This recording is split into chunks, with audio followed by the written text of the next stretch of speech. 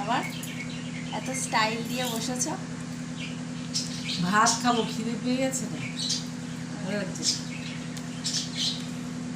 কি দিয়ে খাচ্ছ? এই যে কচু শাক দিয়ে খাই একটু।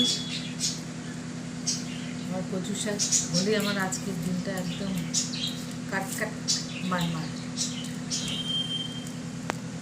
কড়াইতে কি আছে? কড়াইতে এই যে ডিমের ঝোল, পোস্ত, ডিমের ঝোল আর কচু শাক। আর কিছু আজকে রান্না করিনি, এই রান্না।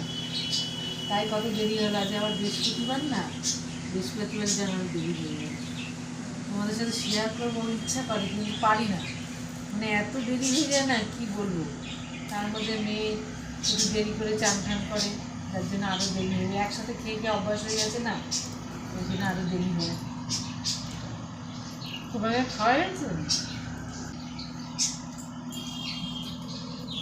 এই আমি খেতে বসলাম, ঠিক আছে, আবার পরে দেখা হবে তোমাদের সাথে।